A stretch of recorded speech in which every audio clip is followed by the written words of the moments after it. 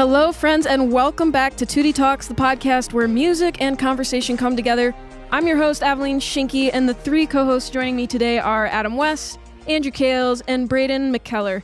Today, we're keeping things casual and personal. We'll be chatting about what it's really like to be a student classical musician, the ups, the challenges, and everything in between. From the pieces that have shaped our journeys to how we stay motivated during tough rehearsals and how music fits into the bigger picture of life, identity, and balance. We're going to cover it all. But before we get into all that, let's have each of you share a little bit about your background so our listeners can get to know you a little bit better.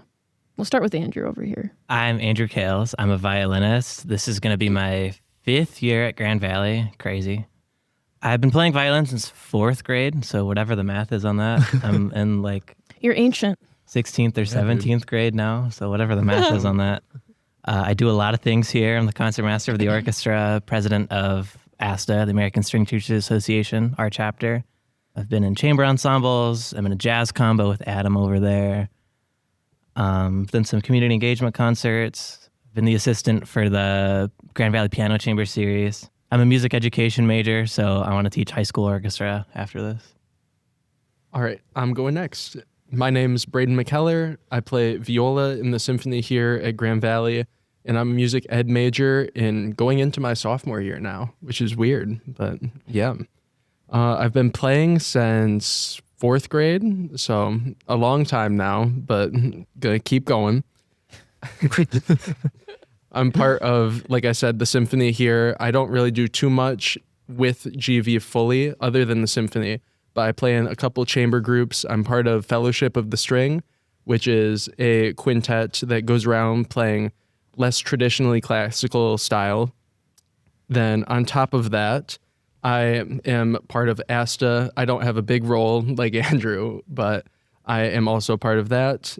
And my goal for after I graduate is to hopefully pursue a master's or a doctorate in conducting and then go on to whatever symphony I'm able to. Yeah. My name's Adam West. I'm a pianist and composer, not only here at GV, but just within the world. Wow. I'm going into my sophomore year, same as Braden, here at GV. And on the side, I own my own, professional music production, company. We make music for games, films. I'm in the jazz combos, as Andrew stated. And I think after I graduate, the goal is just to work on movies, films, get into the concert scene as well. I've been really enjoying that. So, yeah. Yeah. Really looking forward to that orchestra piece. It's going to be something. But I want us to just kind of start off this question list with a little bit of an icebreaker. And the question of today's icebreaker is going to be, what is your favorite practice snack? Okay. Favorite practice snack? I always have strawberry Pockies. Just in my practice room, in my bag. How do you know? I know. Oh, okay. But yeah, no, I always have strawberry Pockies. It's just it's like sweet, but not like too much. And it's just amazing. So, Braden, it's your turn now because you just put me on the spot. Perfect. I don't have too much of a practice snack. I don't usually eat when I practice, but when I do bring something, it's a mini bag of Cheez-Its. So that I don't have to touch it with my fingers. I can just down it and then go right back to it. You drink your bag of Cheez-Its like that? Pretty much, Respect. Yeah. I am not a practice snacker, but if I had to choose a practice snack, I don't know. Honestly, probably junk food, chips, pretzels, something. I don't know. What you, Aveline? I wouldn't say that I'm a practice snacker either, typically. Sometimes I will, but typically I'm a PAC snacker is what I am. In the last couple months of this past semester, me and another fellow violin would usually hang out in the PAC lobby and down some pistachios. Yeah. Oh, yeah. I mean, we were going through a bag a day. Like, it was excessive. We kind of got off of that trend, but outside of that, I really like fruit snacks. Fruit snacks are just kind of the vibe for me, especially in the practice room. So, yeah. But let's dive in a little bit more into what some of our more in-depth questions are. First one I have here on the list is, what is the best piece you've played and what is the best piece you've heard live? I was able to play Mendelssohn's Fifth with the Grand Rapids Youth Symphony. And that piece, being able to play that in a full orchestra of just people who are dedicated and only going once a week to rehearse was crazy.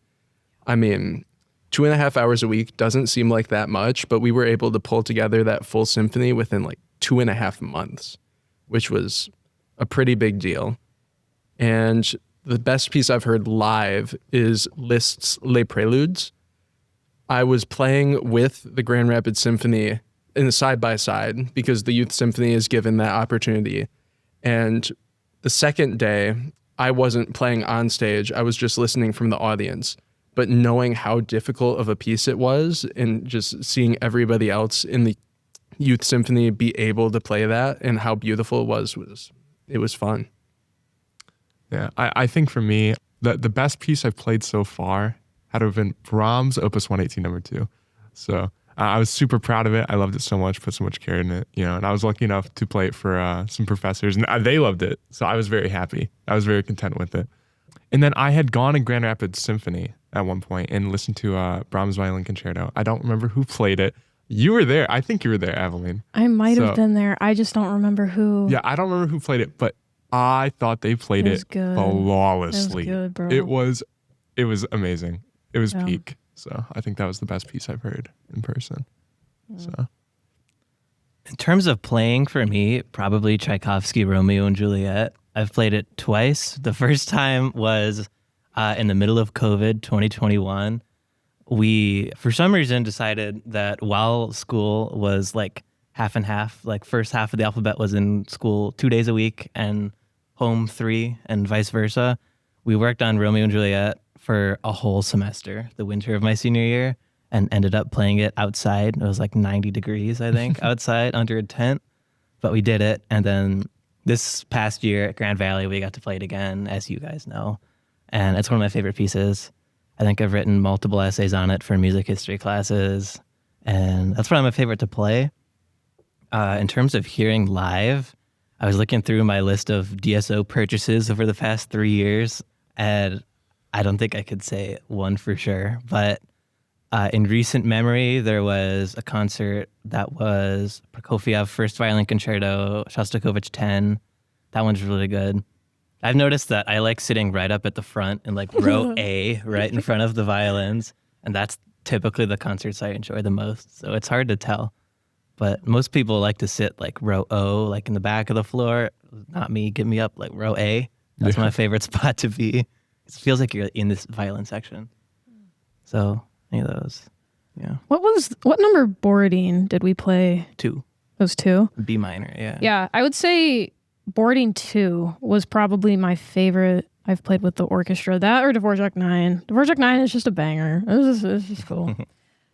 Piece I've heard live, the very first time I went and saw Hilary Hahn, she played Brahms Violin Concerto in Chicago. Oh my gosh, it just took my breath away. It was so good. And the second piece I would say is the Tchaik Violin Concerto played by Blake Pouliot. I hope that's how you say his name.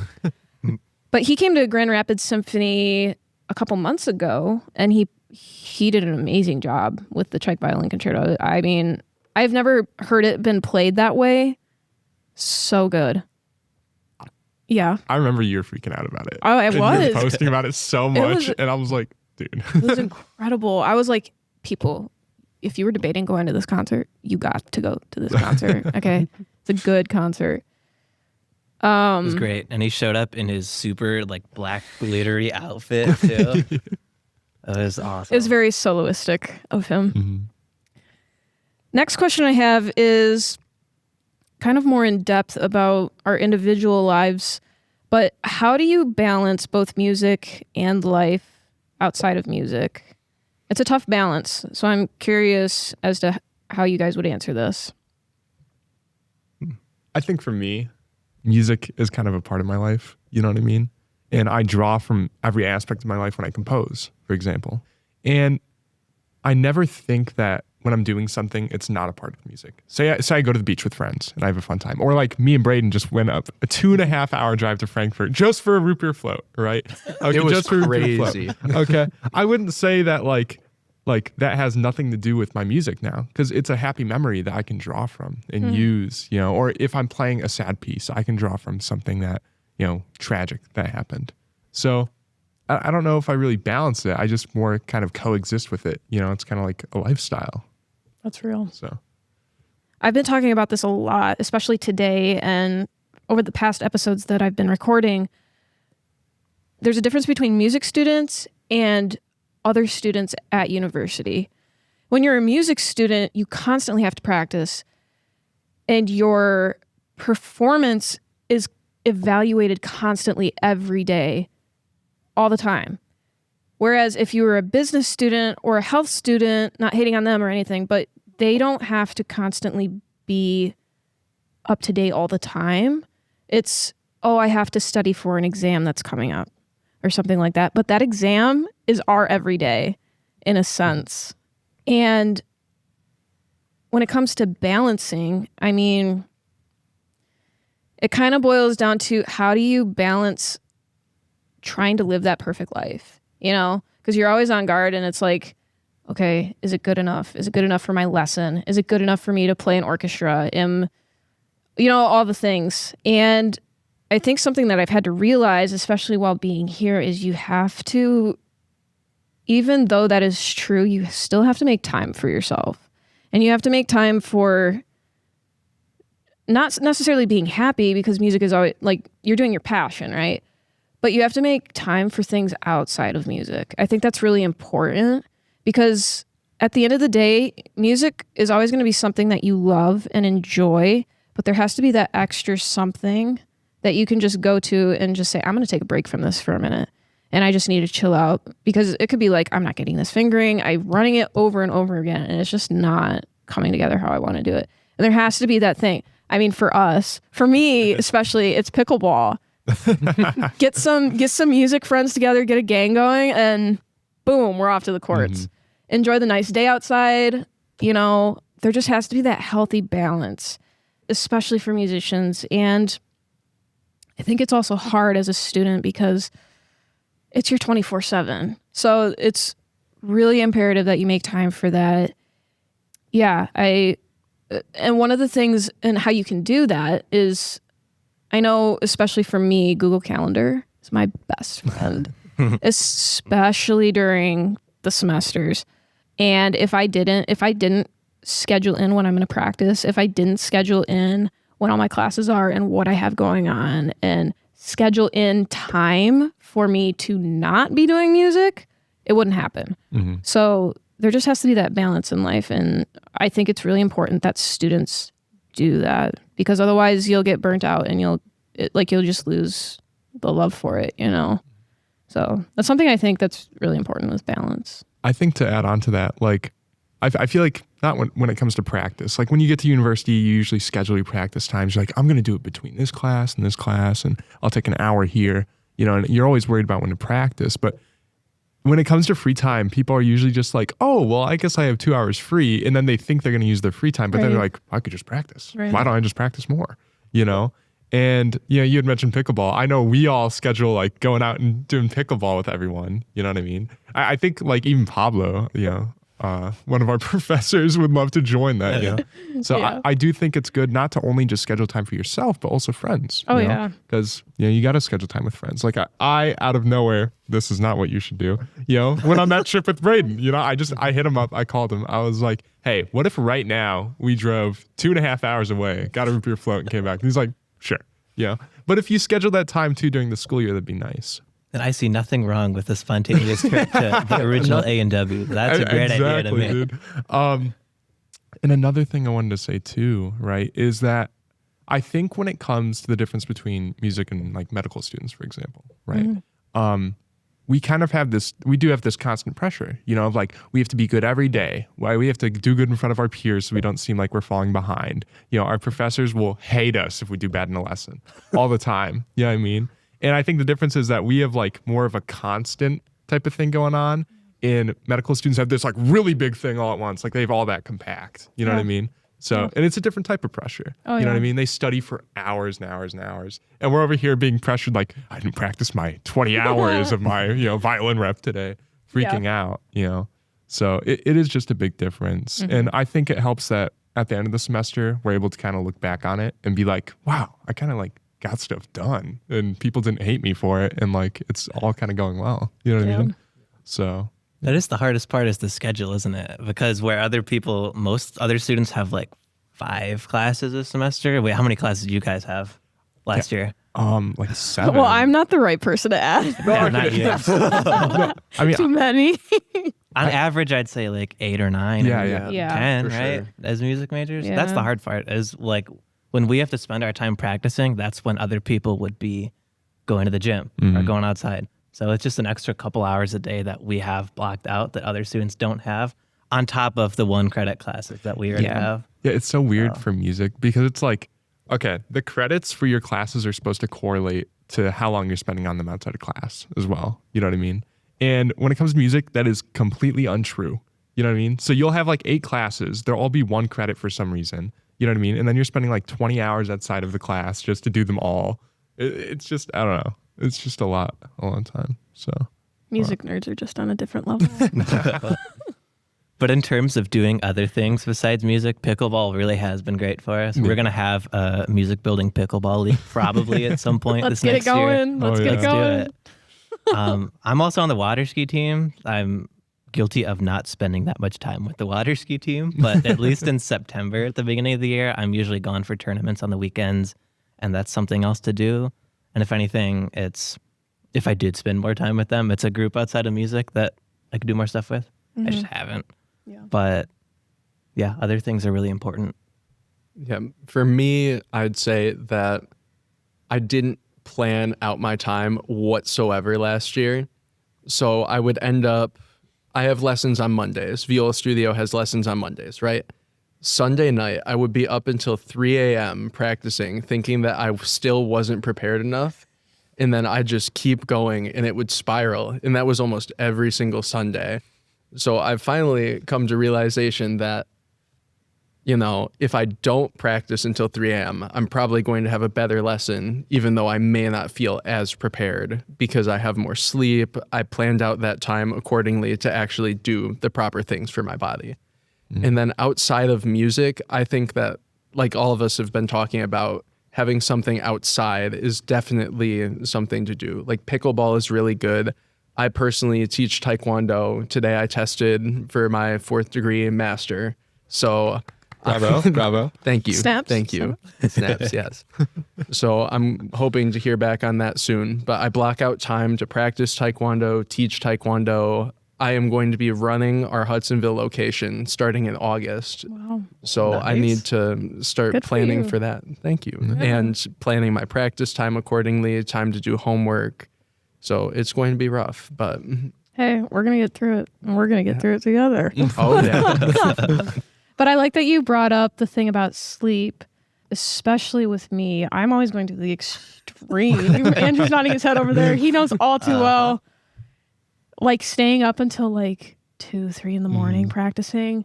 I've come to realize, especially this year, like I had my first solo recital and it was an hour long.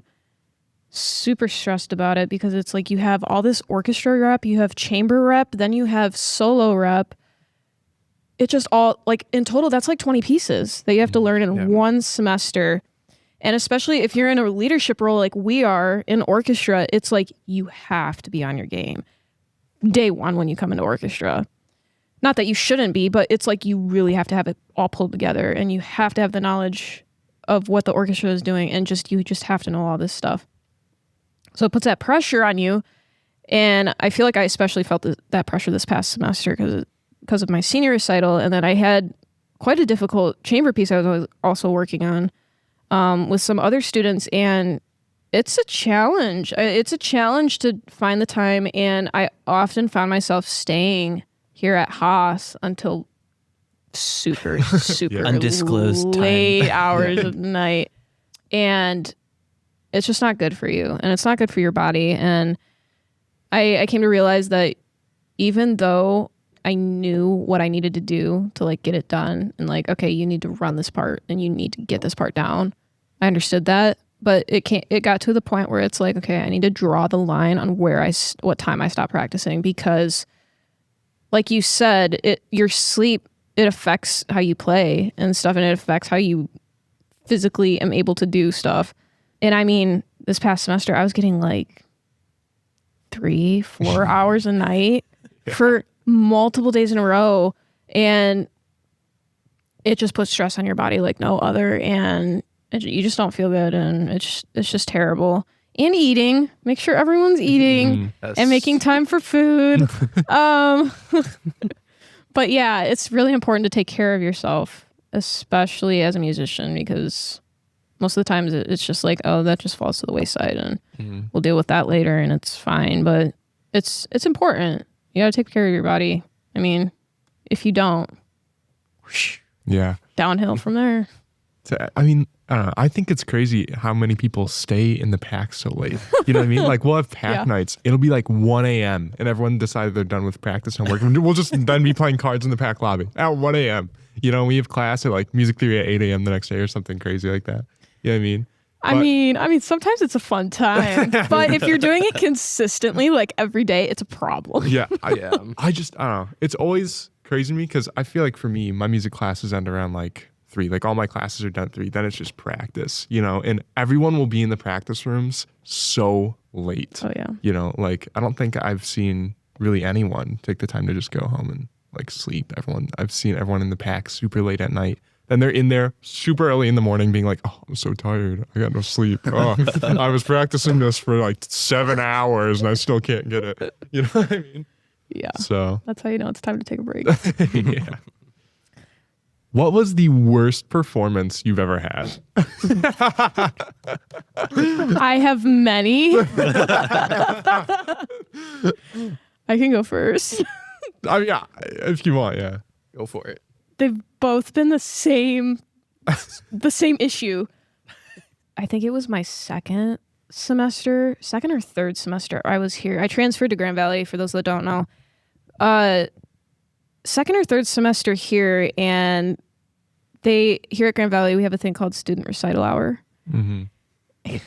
Andrew knows where this is going. And at Student Recital Hour, it gives students the opportunity to play their solo pieces or play their ensemble pieces for other students or other faculty or other members of the public. They can just come in on a Friday afternoon and just watch you play, and it's good performance practice and things like that. And I was playing Bach A minor, and I played this thing perfectly. Like I could do it perfectly. I had it memorized. Like everything was fine.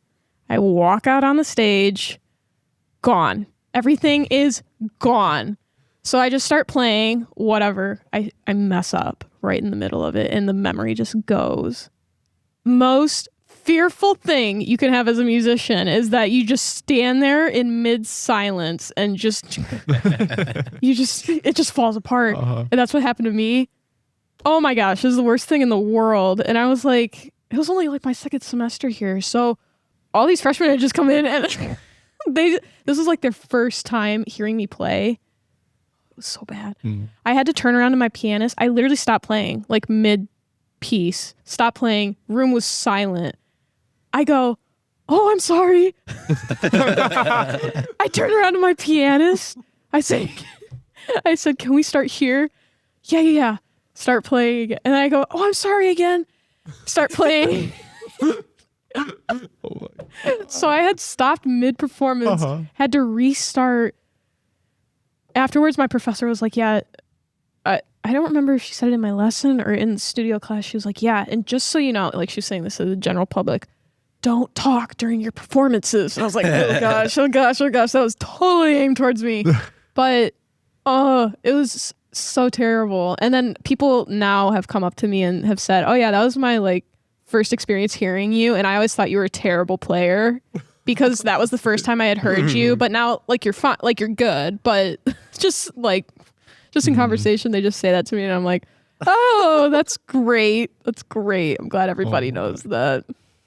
But yeah, definitely one of my worst experiences I've ever had. I was just so humiliated. I was like, oh, just get me off the stage. Mm-hmm. I remember mine. Okay, mine was absolutely horrible. So I learned piano very late. I started at 17, right? Because I had to learn it for university and whatnot. And I was lucky enough to have Dr. Suk-Young Cho to help me out. She was giving me free lessons at the time, all that. And she had invited me to her studio class, okay, with a bunch of people I've never met. Okay, I've never publicly performed at that point, right? I was just getting ready for my audition. And I had to play in front of like pianists. And it was freaking me out.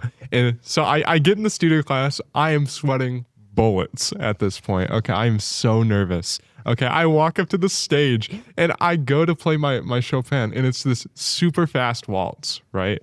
And I start playing it and I completely forgot everything. Okay, I stopped playing midway and I was like, oh, I'm so sorry, give me a second. I started playing again. Okay, and I was messing up every single note. Okay, and I was trying to go faster and faster instead of calming down. Okay, do you know, this was like my first performance ever. Okay, and it was just so bad. It felt like a black hole was in my chest, just full of anxiety. You know, and I kept messing up, and I stopped midway through the piece, and I'm pretty sure I didn't finish the piece. I just got up, and I went back and sat down midway through, because I was just like, I can't keep playing. I'm freaking out. I was having like a panic attack. It was crazy. And it was so bad. I've talked to Bree, the pianist now. She's a pianist here at GV. And I talked to her about it now. And she was like, oh yeah, back then after you played, I was questioning why Dr. Cho even brought you into studio. I was questioning her decision, is what Bree said. And I was like, yeah, I did play that. I did play that horribly. I really did. So I think that was my worst experience, you know, performing. But Dang. At least you've only gotten better from there. You got out of the way early. yeah, that's true. That's true. But still. So it wasn't a great start to, you know, my first introductions to Always people. the first, man. Yeah. Gosh. So what about you, Braden? So this was also during studio class. I came in and we had a guest in viola studio. Mind you, this is the first time I'm ever going to play for everybody in our studio class. So I start off on the open G string playing Fauré's Après un rêve, and I had such a crunchy tone, and I just started freaking out because I was like, oh my gosh, this is the first time I'm ever playing for all the other people in studio. This is the first time that I'm playing in front of this random person, and I'm messing up already on the first note, which is an open string. What is going on? And then it all went better from there, thankfully. But he then, Paul Swantek, our professor, had us go and he had me play it again from the beginning over and over. And he had this student who wasn't even a student at GV, a guest, try to tell me what I was doing wrong. Oh, jeez. And I was like so embarrassed. And yeah, I thought that everybody was going to assume that I was just this horrible violist, and why am I in studio? Why am I even in the music program at GV? So yeah, great first time. And that's you, Andrew. I luckily don't have any really bad memory slips yet, knock on wood. Hopefully that That's a That is not blessing. wood. That's a blessing, bro. Scheherazade. No, we're not putting that out there. But I played a church gig a couple years ago, and I think it was in like late November, December. They hadn't turned the heat on in this church yet. Ooh. So I showed up and warmed up, and my hands were like freezing cold because the heat wasn't on. It was like 50 degrees in there, I swear. And I was playing Meditation de Thais as a prelude, which, if you know anything about it, it's like slow bow, like really controlled. So because I was so cold, my shaky bow was like really bad. And after that, we played a piece where it was like super jumpy, like along the fingerboard, like weird, like seventh jumps. And I missed like most of them because it was so cold. But luckily you couldn't hear me that well because I was also playing with like a French horn and an oboe right next to me. There you go. So, you're fine. Yeah. That was the word. Dude, you're blessed. I don't have that How is many. that the word? I don't have that many like terrible I mean, that's performances. fair. I guess A lot that I'm not happy with, but none like catastrophic. I don't think. I guess you're just the goat. Andy. I did have a Really, couple like- memory slips. I took piano lessons until like 8th grade. I did have a couple memory slips there. Yeah. My parents made me play "Bless the Broken Road" by Rascal Flatts at my bar mitzvah in front of like 200 people at my temple, and I don't really remember. I think I've blocked it out of my head a little bit, but I think there was like a couple memory slips where I had to like stop and go back. Yeah. Dude, But the shaky bow though, that's real. I still struggle. It's such a struggle. It's so hard too when you're cold. Like this right arm just stiffens. It's terrible. No, even as a pianist, we get shaky hands. And like, okay, for the Chopin, all right, my hands were doing this. Like literally, this is not an exaggeration. They were actually like this while I was trying to play. Okay. And it is a struggle. You know, shaky hands is definitely a struggle. yeah. So We just played a piece by Borodin, The Steps of Central Asia, and the first like 53 measures is like holding a harmonic like high up on the E string for 53 straight measures, and it was like just Aveline and me that started, and it was so hard It's bad. to avoid the Terrible. shaky bow there. Yeah. Yeah. Yeah. oh my. Especially on a harmonic too. Yeah. That was the first note we played at the concert too. Don't get me Very beginning. wrong. That piece is so pretty, but man, why? Kind of branching off from that and going back into the balance of life and things like that. How do you guys structure your practice time? Ooh, that's a good one. So I know, that's why I put it on the sheet. I feel like so many people want to always stick to this like absolute schedule for the rest of their life. You know what I mean? But what I tried last semester worked really well for me. I just kept changing my whole practice routine every week. So like for 1 week, it'd be like, okay, just 2 hours straight. You know what I mean? We'll just focus up. During the practice, I'll focus on like parts and sections. I won't play all the way through. You know what I mean? And then afterwards, we can go get a snack, take a break, do some homework, go to a class, whatever. And then I'll do 1 more hour at the end of the day.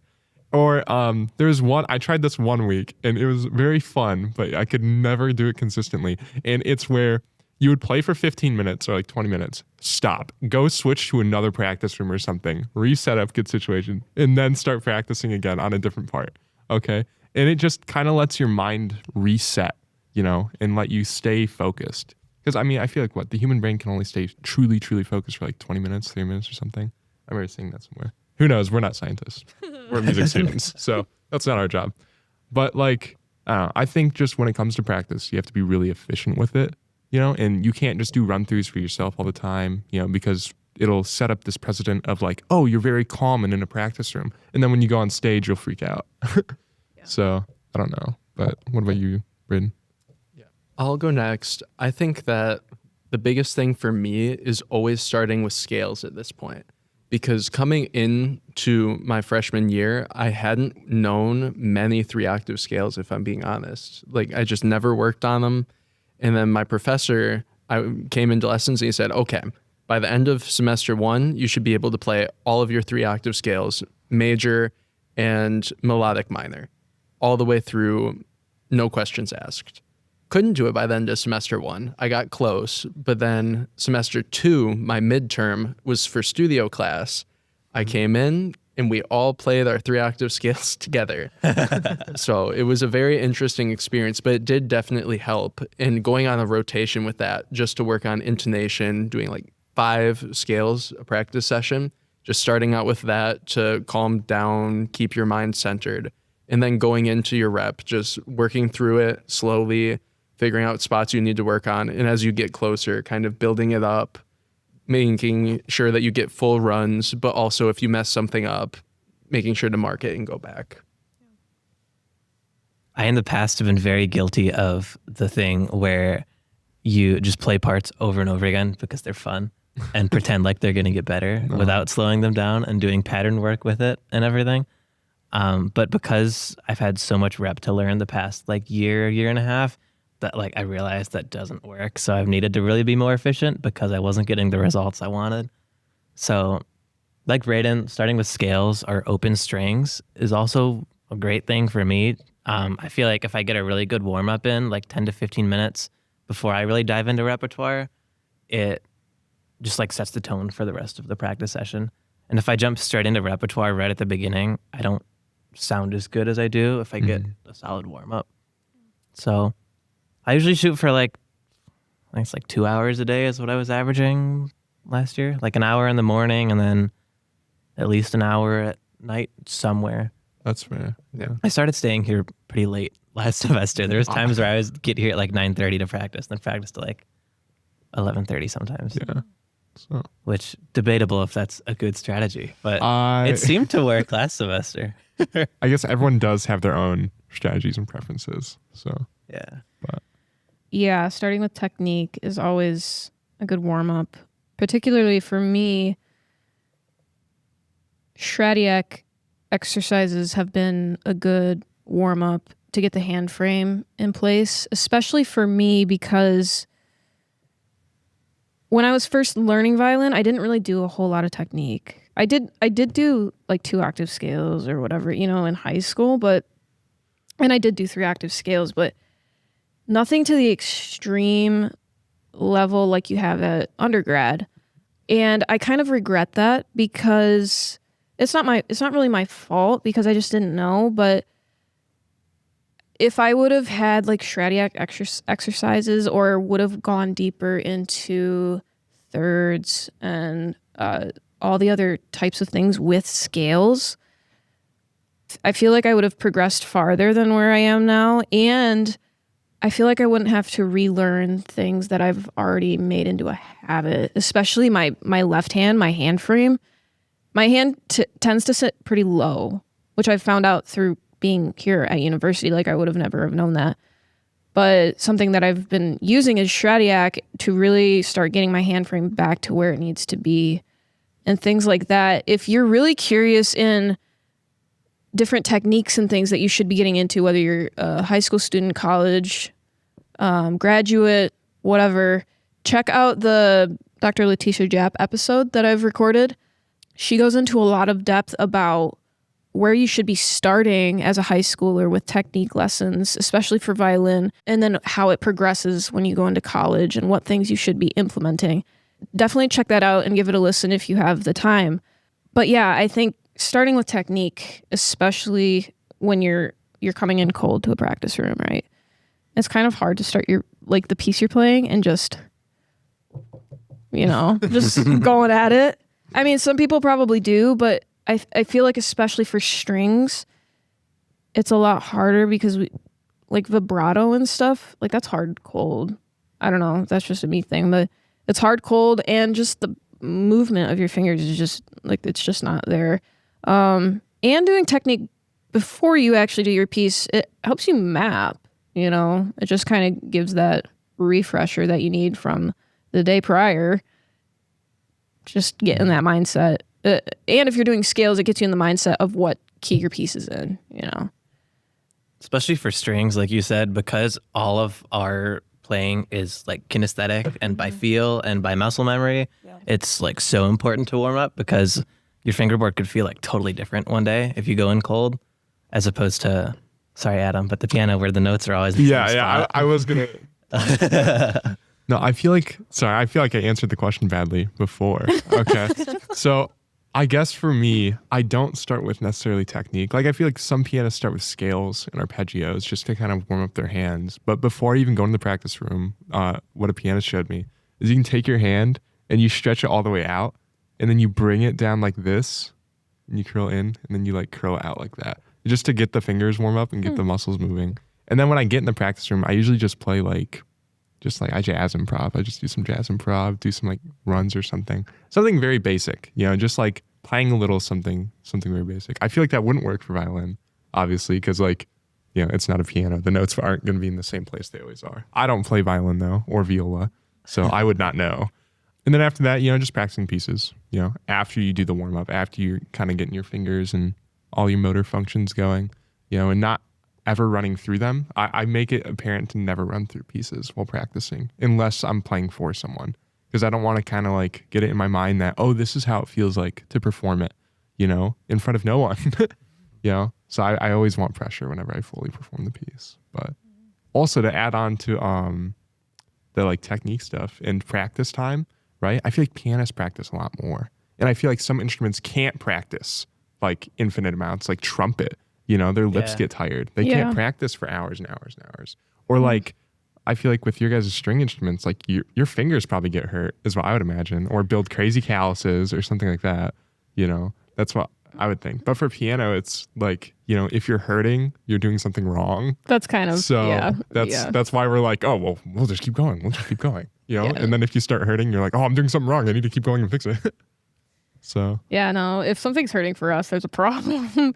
It shouldn't hurt, but. We do have it way better than winds and brass do. Yeah. Yeah. Yeah. What do you guys think about where you practice? Do you prefer the terrible sounding practice rooms, or do you prefer the nice big open spaces for practicing? Mm-hmm. Yeah. Obviously the best practice is in the literal, like the little horrible rooms that have no reverb and like all your sound dies and you feel like you are the worst player in the world. I feel like that is the best place to practice because you get the raw sound. You know what I mean? You're not getting any fluff from the hall or from some fancy piano. You know what I mean? In a dream world, though, I would be practicing in a place like this where we have the windows and there's trees and like it's all beautiful. You know what I mean? But that doesn't mean it's the most efficient practice. So it also kind of depends on if your guys' piano is in tune or not. Well, that is true. Or if like the keys will stick, or sometimes they're broken. I played on pianos where like the keys are just chipped and like your hands will start to like bleed because you're scratching against the wood and stuff. Yeah. Those pianos thankfully are not at GV, so those are more like public pianos and whatnot. But yeah. See, I'm kind of the opposite to you. I think I sound amazing in the small practice rooms because I'm so used to it at this point that when I get to a bigger space, I really have to like force myself to like have the same kind of feel that it does in the practice room. So I've been trying to force myself to practice in bigger spaces. I think it's really important. I started this year, the week of orchestra concerts, I just go into the theater alone and just like run through stuff in there and practice stuff in there. That's helped a lot in terms of projecting sound and getting comfortable outside of 1526, the practice room that all of us love. At least me. Yeah, kind of going with that. I feel like for me, I need a healthy balance of both. I feel like the smaller practice rooms are good in a sense for learning stuff and just kind of entry level things. And, I really just need to hammer this part out and it's just not coming together. Whereas with the open spaces, it sounds so much better, but there's also the factor that you need to, like you were talking about, the resonance and practicing projecting. I think that's a whole nother thing. Like you can practice your individual notes, but there's also the practice of projection. And I think that gets overlooked quite a bit. And we have a friend here, his name's Avery. You've probably seen him on the podcast by now. Avery practices everywhere in this building. Okay. He's in the stairwell. He's in a classroom. He's in the practice room. He's everywhere. If you see a music stand in an odd place, it's probably because Avery was there. Love the guy. But yeah, I think, and just not even just the resonance of different spaces, but how different spaces feed back to you, right? Like a stairwell is going to feed back different than what if you were to play in here. So just kind of getting used to that and adjusting your sound to what it needs to be. Especially, I would also emphasize practicing your performance in the hall that you're going to perform it in. Because you can practice anywhere with an open space, but at the end of the day, what does the projection sound like in the actual place that you're going to perform? So I think getting in there as much as possible is probably more ideal, especially for string musicians. Yeah. And I know a lot of people don't usually get to do that because of like space limitations and everything. We're lucky that we get to do that a lot here. Oh yeah. And I know a lot of people aren't. So it's good that we can take advantage of that. 100%. I want to add when it comes to projecting, because I feel like as a pianist, like we do worry about projections when we're in the hall that we're going to play in. We obviously play in it beforehand, listen to it, that's what you're supposed to do.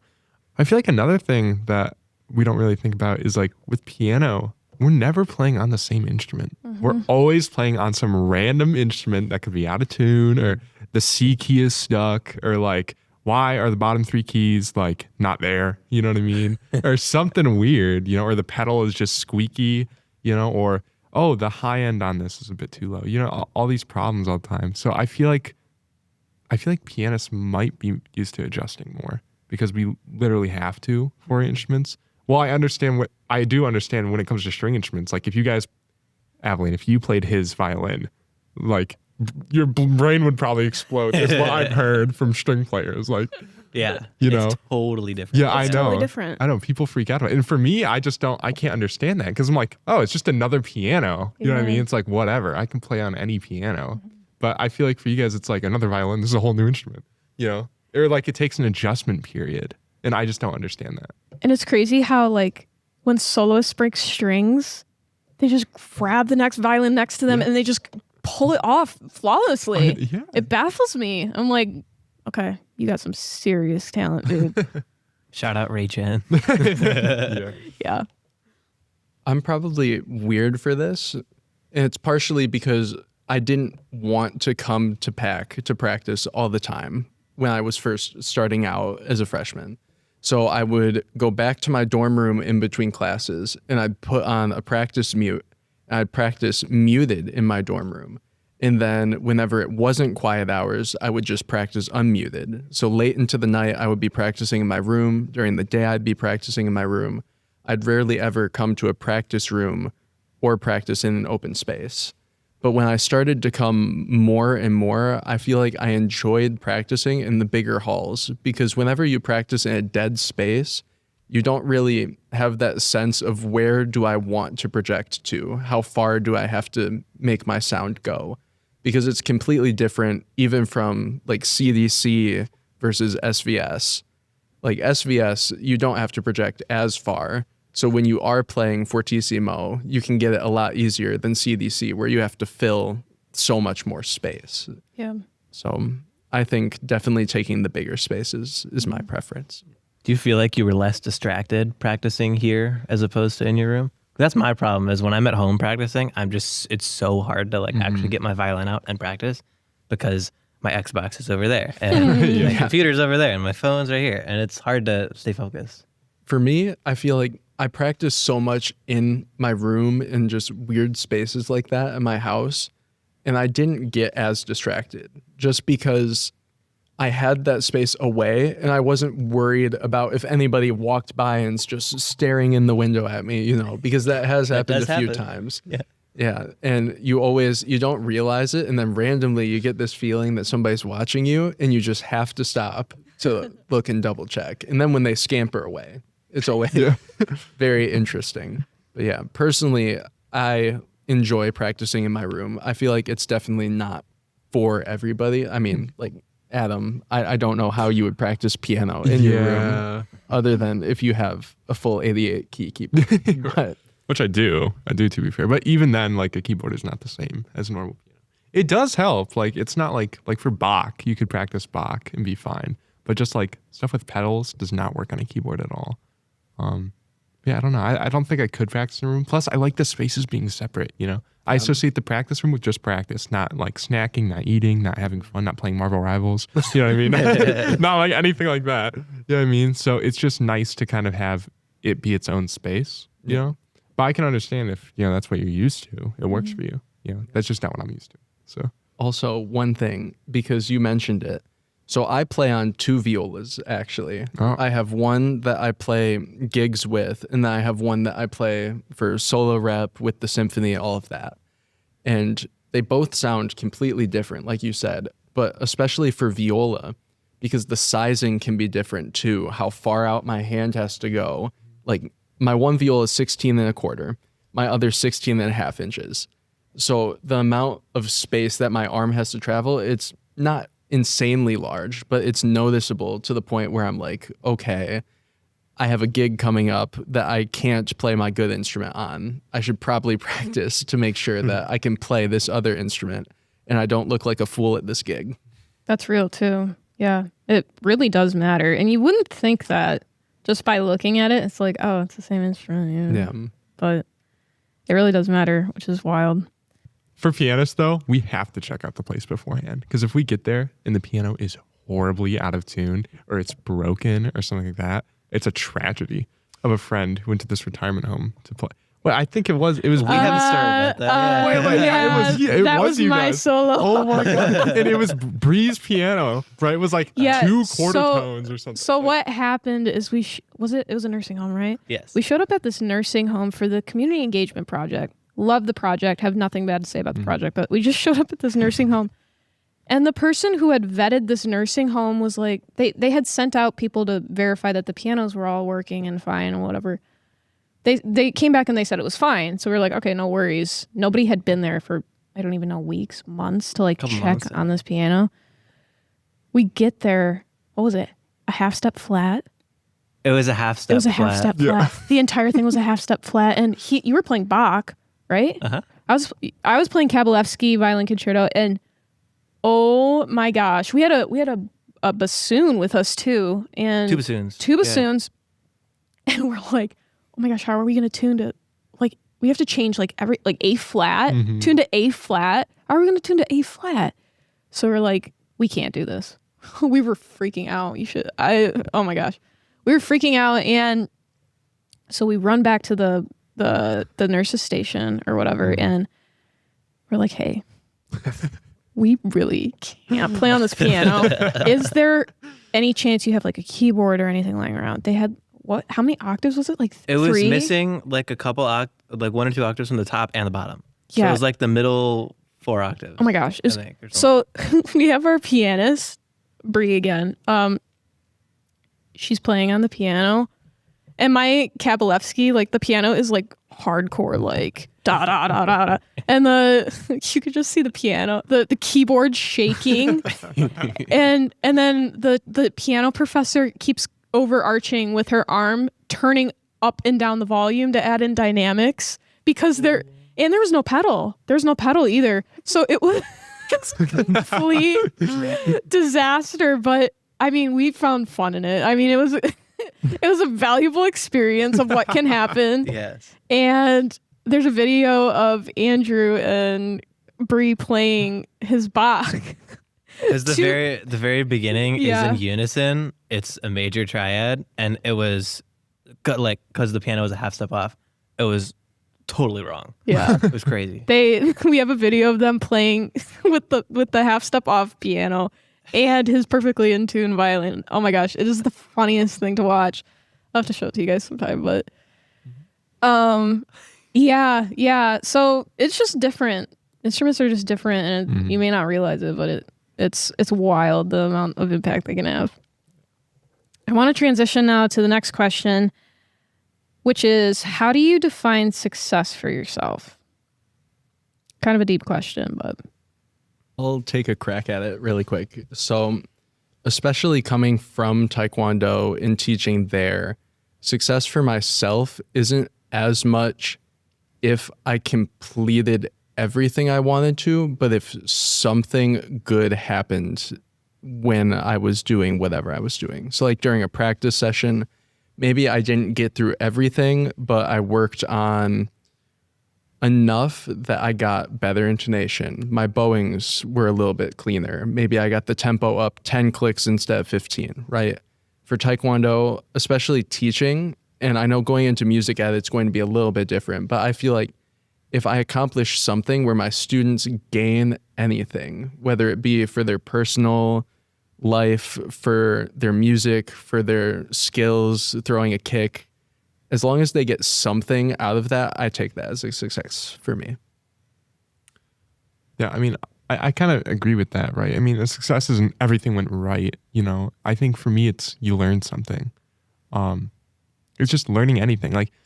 Like say this podcast, right? I come on it. Let's say it went tragically. It was the worst experience of my life. You know what I mean? I wouldn't say that it was completely unsuccessful because I may have learned something from it. Not that this podcast is the worst thing in my life. I'm having a lot of fun. That's good. Yeah, gotta add that in. I'm not sure if I'll invite you back. No, but I think that's a part of success, and just trying to find happiness in all of what I'm doing. You know what I mean? If I'm pursuing something and it's going well, but I feel horrible inside, and I feel horrible emotionally, and it's neglecting relationships and just doing all these things that aren't the best for me and how I feel, then I'm not going to think that it's successful. you know? So I think that's a big thing too, is people are always worried about, us musicians are always worried about trying to be perfect, getting perfect intonation, you know, not messing up any note, getting perfectly memory slips and all that. But like, there's a certain point where you have to be like, you know, are you happy with your lifestyle in pursuing it? You know what I mean? And there are ways to happily pursue it. You know, I would say a lot of people here at GV happily pursue it. And it's not like something where it's a detriment on their life. You know what I mean? So I don't know. I think that's a part of how I would define success. But I completely agree. And I don't have any empirical evidence for this, but I would wager a guess that musicians are the hardest, if not one of the hardest critics on ourselves, because we're all naturally perfectionists and all want to be perfect every performance. And 90 whatever percent of the time we're not. So like you guys said, finding little things that get better, or finding like one or two things that you learn from each thing, I think is really important. And that's what I try and do, because there's a lot of performances I'm not happy with, but recognizing like slow and steady progress is really important. Because then the better you get, the higher your standard becomes. So you're never really going to reach your standard. And like, at least how I've been thinking about it is, I know I'm getting better, but because I'm exposed to like better and better music and I keep raising my standard, I never really feel like I'm getting better.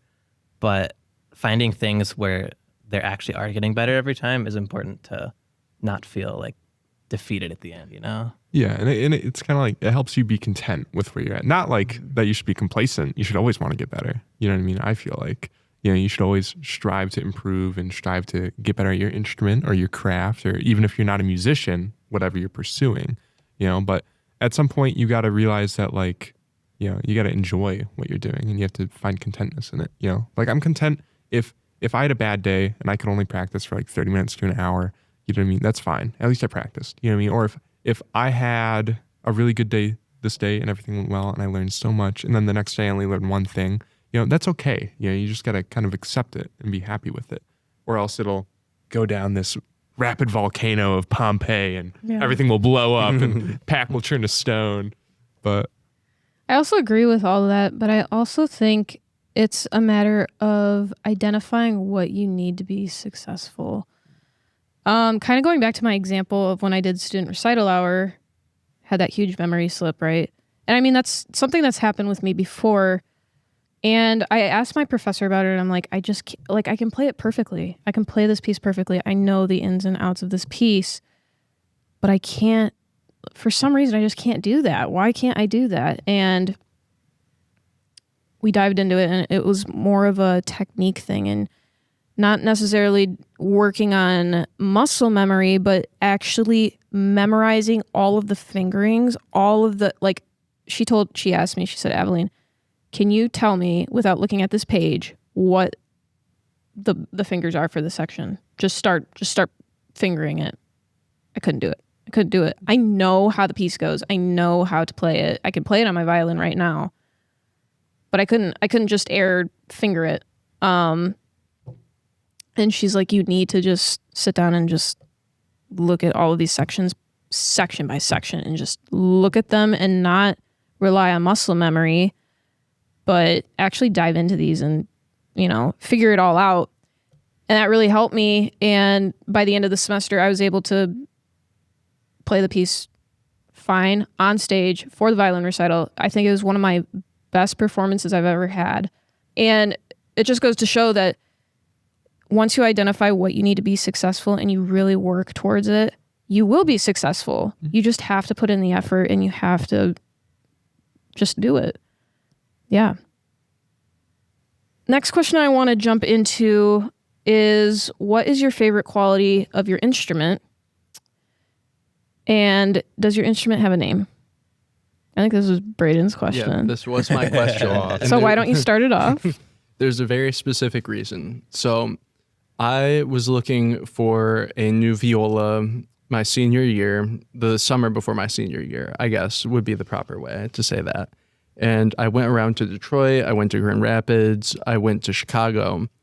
And the year prior, I had been like, okay, what's out there? You know, I'm probably going to want a new instrument before college. What is in the area?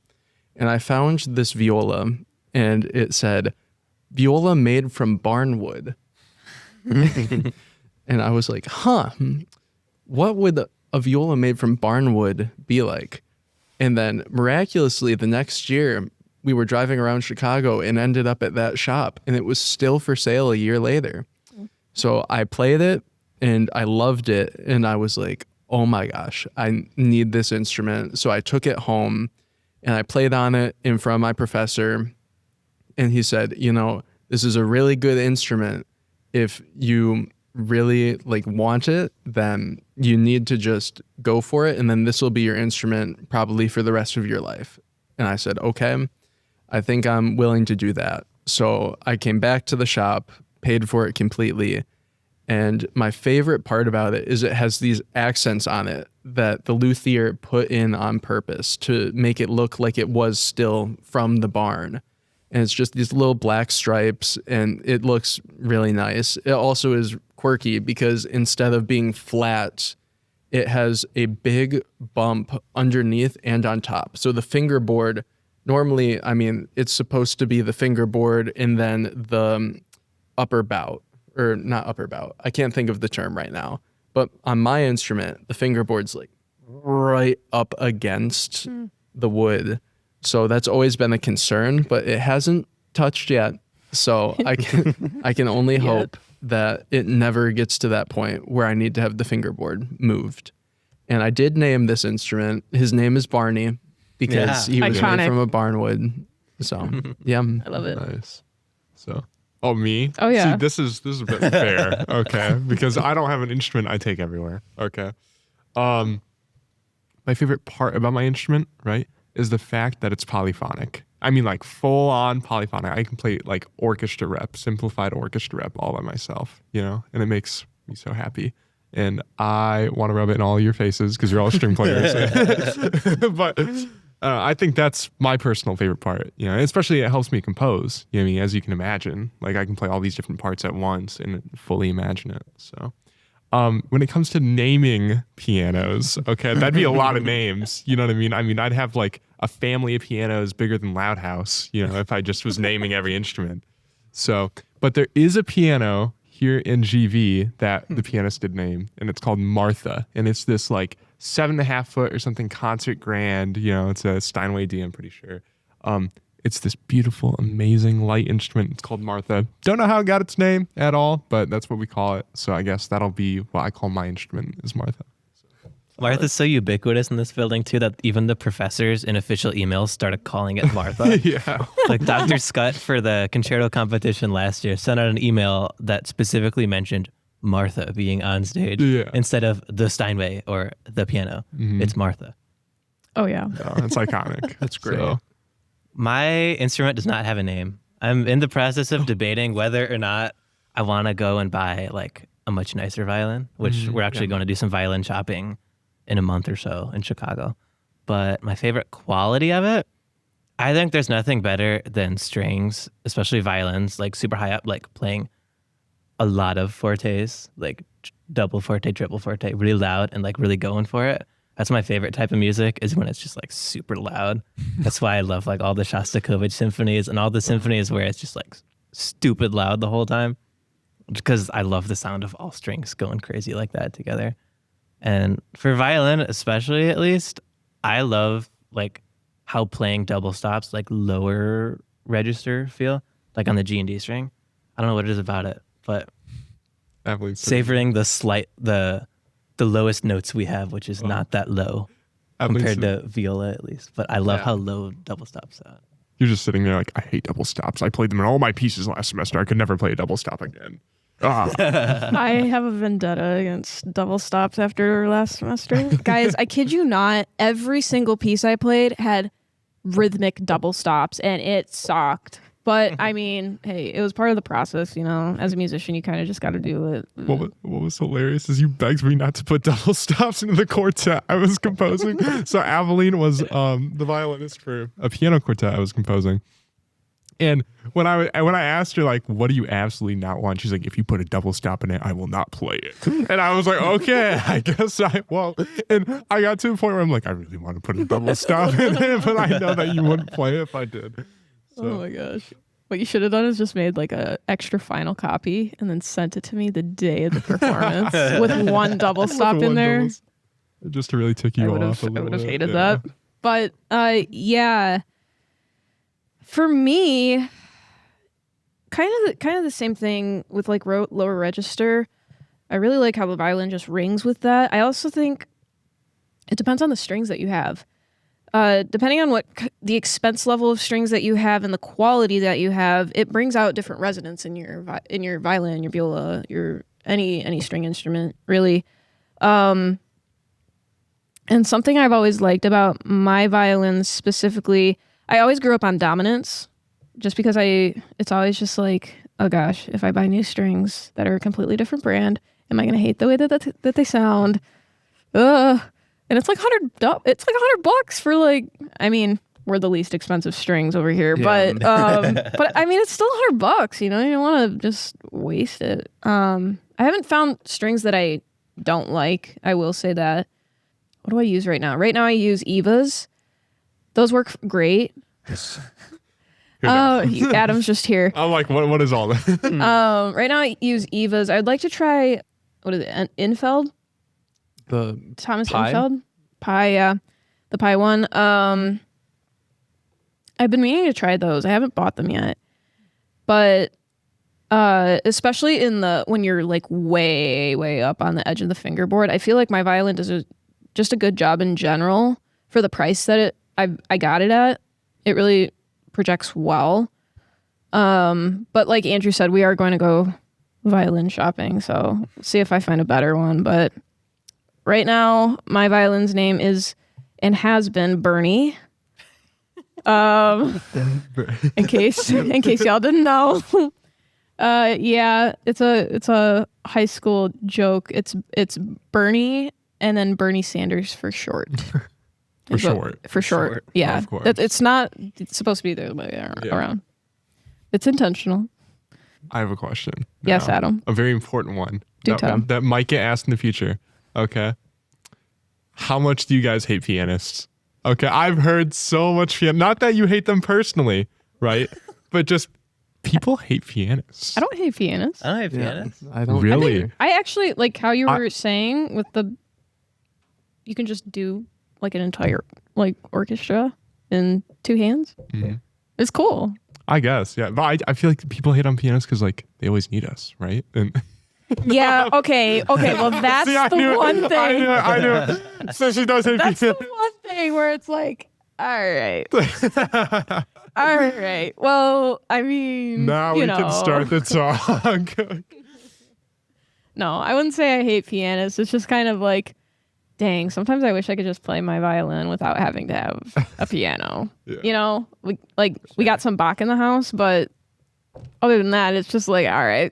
You have to pay for it in a couple days. Like my bank account, it's just going. Yeah. It's just going to the pianist. The pianists are making bank. Yeah, I'm not complaining. So Of course you're not. All I have to say is at least you guys have rep. so sad for Violists. So sad. Literally, I am playing a the cello piece right now. I was I gonna have say you not guys have the played, cello suites for viola. I have not played a traditional viola piece in I don't even know how long. Brayden is so It is salty over getting- there. Crazy how long it has been. Dang. You don't have much, do you? You got what? No, Hindemith? we have You got a few concertos. We have like 10 concertos and only What's 3 are mainstream. what's the other? What are the big ones for viola? So the big 3 are Bartok, Hindemith, Der Schwanendreher, and then Walton. right? Yeah. Yep. And then Penderecki is also another big one that a lot of people are playing at college auditions now. So Yeah. A lot to choose from there. yeah, so many. I'm just happy we have infinite rep. So and we don't skill rep. Well, I'm sorry. Complete beef, by the way. Kind of transitioning from that on the same level, why did you pick your instrument? And if you could go back, would you choose differently if you had to choose again? For me, I had composed at the time and I had a little keyboard, right? And it was just obvious. I was like, well, this is what every composer uses. So obviously I have to use it if I want to be a composer. So then I learned piano and I don't know, it just kind of went from there. There wasn't like some big decision or I wasn't like, auditioning for like my middle school orchestra. I was like, what instrument am I going to choose? It was just kind of like, well, I got this. I guess I'll learn it. And then it went from there. But I wouldn't say I would pick differently. I would still want to do violin, but I feel like I would like to have piano also as a skill. Obviously, we all take keyboard classes here, not you, because you're way past that level. But for the amateurs here, we have to take 3 semesters of keyboard for the most part. And that's helpful in a sense for like, learning the basics of keyboard. Every musician should know how to run a keyboard. You don't have to be super skilled at it, but you need to know where middle C is, like, And it's also helpful for theory, especially when you get into like theory 2 or theory 3. So I wouldn't say I would swap out violin necessarily. I would say I would either add piano or I would have added cello. Would have been my 2. So Sometimes I do wish I played cello, just because there's no better sound than like a solo cello. I think I love how cello sounds. Yeah, it is beautiful. Like I think you can take violin repertoire and play it on cello, and it sounds great. But you can't play cello rep on violin and have it sound as good. I think. I still would probably choose violin though. Our school is lucky enough to start band and orchestra in 4th grade because of the setup of the school, which is usually it's like 5th or 6th grade people start now. But we had the try it day in the gym or wherever it was where we went around and tried all the different instruments, and I couldn't make a sound on any of the wind or brass instruments. So those were by default out. And I realized through brass methods classes here that there's a very clear reason why I did not play winds of brass, because I can't do it. I'm so bad at it. Yeah. But violin just like stood out to me because they had the melody most of the time. And my grandma, when I was like 2, got me a cardboard violin that I used to pretend to play. So I guess I don't really remember exactly what my thought process was at the time, but I don't know. I guess because I was exposed to my cardboard violin and I wanted to play all the notes. Mm-hmm. Yeah. What you, Braden? Oh boy. So It starts out with oh boy. Not the viola. Start. yeah, I had the try it day as well in Grand Haven, and I remember I went down to the gym and I was going around trying all the instruments, and I thought it was disgusting to play the brass and winds because they were just spraying it down and then the next kid would try it. And I didn't want to have to be doing that all the time, just cleaning and blowing into the instrument. Not my thing. But I ended up over by the strings and I started on the violin, and I thought that was really cool. I could do that decently. I mean, for what, like a 9-year-old, I'm just going along the open strings, putting my fingers down randomly. And they had a viola for some reason. So For some reason they had this. I tried some guy's viola and I was like, okay, this is kind of cool. It's different from violin, but it's kind of the same. And then I played the cello, and that was also really cool. And for the longest time, I've wished that I was better at cello just because it has the same strings as viola, but the rich tone that cello gets compared to the warmth of the viola, I just like that slight more rich tone. And I ended up choosing viola. And now that I have played viola for a while, I can play cello rep in an octave up. I can play violin rep too. I am getting a violin in August from one of my great grandparents because, it just is getting passed down to me now at this point, I guess. So I've been trying to learn some violin rep for it, actually. And I was going to try to play for you guys in studio one day and just randomly show up with a violin. The cat's out of the bag, but yeah, that's probably not going to happen. So You should absolutely do that. I should. I think Okay. you Yes, I think we should sign a petition for Braden to play violin in front of us in the studio. I pray the new violin professor accepts that. Yeah. So Yeah, that would be mortifying if they would not accept that. If you're listening, hi, I'd love to come play for your studio. But we haven't met you. just know that I may not be amazing at violin. Viola? Oh, All right. Well, I want to transition into the last question we have on the sheet here. What's the weirdest gig or performance situation you've ever been in? I do have another horror story since no one has anything.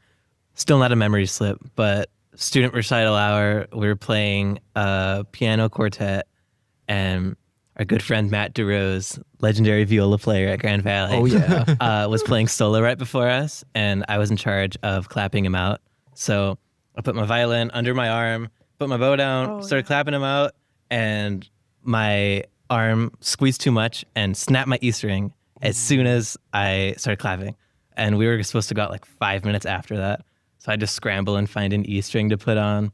And we were actually about to go ask Aveline for an extra E string in the audience, but I luckily found one in time and put an E string on like right as we were about to go out.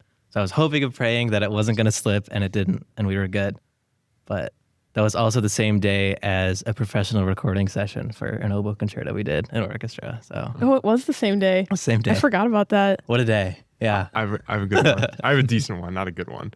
Okay. This was, I think this was the first jazz concert was the first time I performed ever, I think, right? So first performance ever. Okay. It's a public concert. I have like a jazz combo.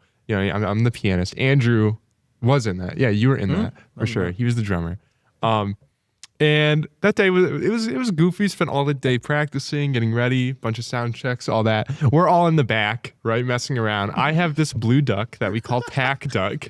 Okay, now you remember. I know where you're going. You know where I'm going with that. Okay, it is 5 minutes. 5 minutes before we have to go out there on stage. Okay, right, and it's a big stage. Okay, and I stuck the PAC Duck inside of someone's saxophone. And I had just put it in there because I was like, it'd be funny if this worked as a mute, right? And it fell all the way into the bottom of their bell of the saxophone. And I was like, don't worry, I'll just get it. It was stuck in there, completely stuck in there. Okay. And we worked for like 10 minutes to get it out, right? And we had Dr. Williams at the time, right? Because it was Dr. Franchek. No, it was Franchek. Yeah. We had Franchek out, and he's like, you boys ready? And we're like, no, wait, there's a duck stuck in the saxophone. Okay.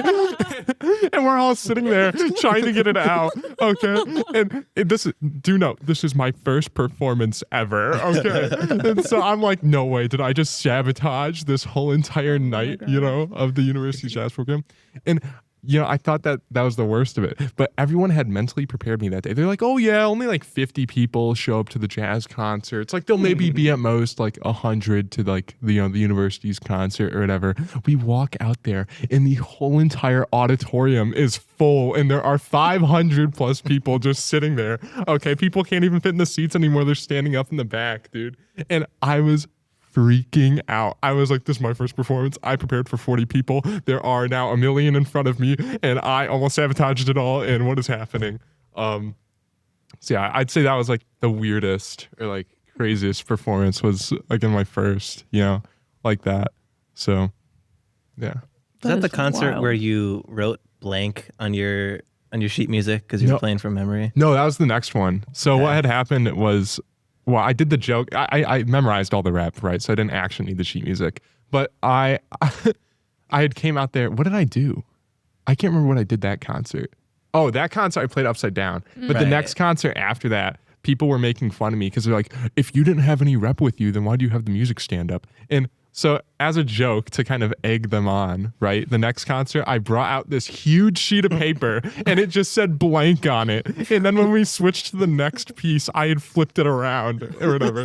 And then midway through the concert, I was like flipping it around, acting like I didn't know where my rep was or something like that. It was hilarious. But yeah, I don't know.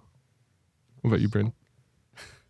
I played a wedding a few weekends ago, and it was my first time playing like a big solo thing nobody else is playing, and it's a bunch of people. I've played juries, 5 professors sitting out there. I played for my audition. I played solo ensemble, never a big audience. So I decide that instead of playing something that would be, easy to learn, that I was going to play the entire first Bach cello suite as people were walking up to get seated for this wedding. And it's an outdoor wedding too, on Lake Michigan. So my hands are freezing. And I set my sheet music up. Also, on Lake Michigan, if you haven't been, very windy. So I set my sheet music on the stand and it instantly blows away. My entire book of Bach just blows away. So I am stressing out. I'm taking pictures on my iPad to download it to Fourscore. And I got it like 5 minutes later, and then I played all the way through it. I got through it decently. I mean, it's solo Bach. It's not the easiest thing, but I felt like for a first time ever performing the full thing, it went fine, right? Nobody was going to know. Then, as they are walking down, the grandparents, I'm playing canon in D, and I'm supposed to be playing a D on this one chord, it switches. And I landed on a C sharp. So I am the only person playing.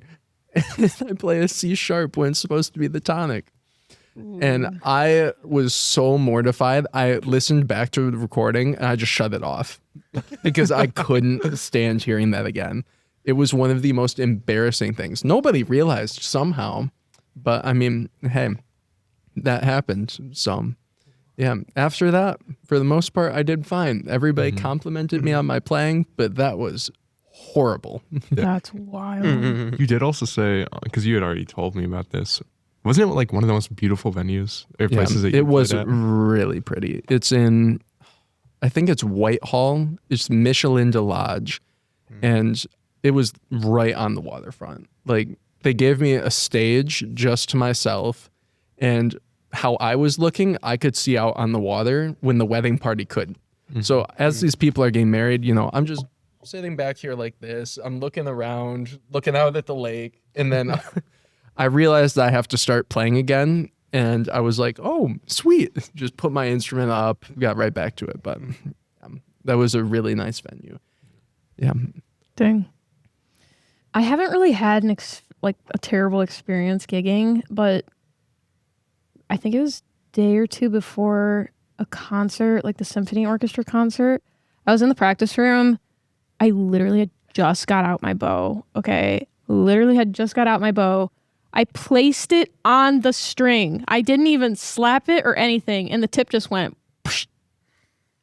Half of the tip came off the top of the bow with all the hair. The hair just came down. I literally just froze. And in the practice rooms here, there's just a mirror in front of you and on the wall. And I just looked at myself and I was like, with my jaw was just dropped. I was just like, are you serious right now? I have to go do a concert in like the next couple days. Like, what am I going to do?